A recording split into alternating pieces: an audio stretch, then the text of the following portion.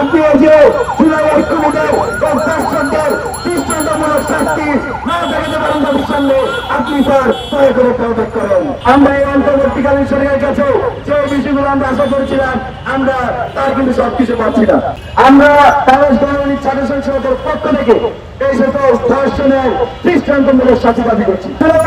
পরবর্তী সময়ের সামনে আমরা দেখতে পাচ্ছি এমন এক বাংলাদেশ যেখানে পুলিশ প্রশাসন রাষ্ট্রীয় প্রশাসন সেই কাজীবাজার যে সিস্টেম ছিল সেই সিস্টেমের মতো কাজ করছে।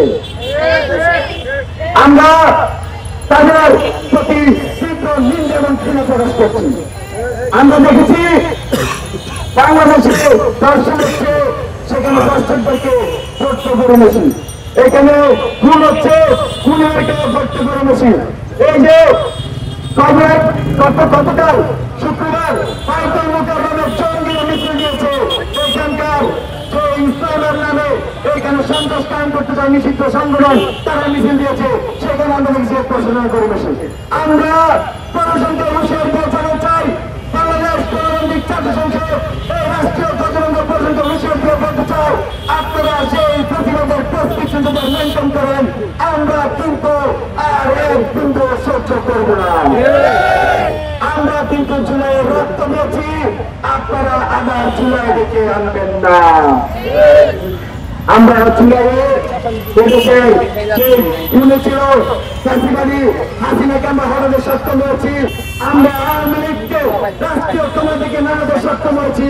আমাদের একটা দুর্বলতা হয়েছে, আমরা মনে করি সেটা এই যে বাজারবন্ধ প্রশাসন তাদেরকে কারণ অভ্যাস করতে পারি নাই।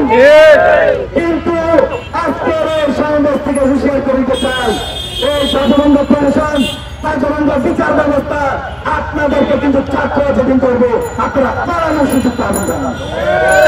আমাদের এক শব্দ স্যার আসিফ নজর স্যার অনেক বড় বড় লেখা লিখতেন ফেসবুকে, এখন তো রাষ্ট্রীয় দায়িত্ব আছেন কোন টিচার আমরা তো সেই সংস্কৃতি থেকে বড় আসতে পারি না স্যার। আমি আজকে এই সমাবেশ থেকে আপনাকে আহ্বান করছি যদি আপনি এই যে জুলাই ঐক্যমতের দর্শকদের দৃষ্টান্তমূলক শাস্তি না দেখাতে পারেন তাদের সামনে আপনি স্যার দয়া করে পদত্যাগ করেন। প্রিয় বন্ধুগণ, আমাদের সামনে দেখি অনেক লোক অনেক সুশীল কথা বলে, কিন্তু কাজের মধ্যে গেলে দেখি কোনো আমরা এমন প্রমাণ পাই না যেটা জনগণকে আশ্বস্ত করে।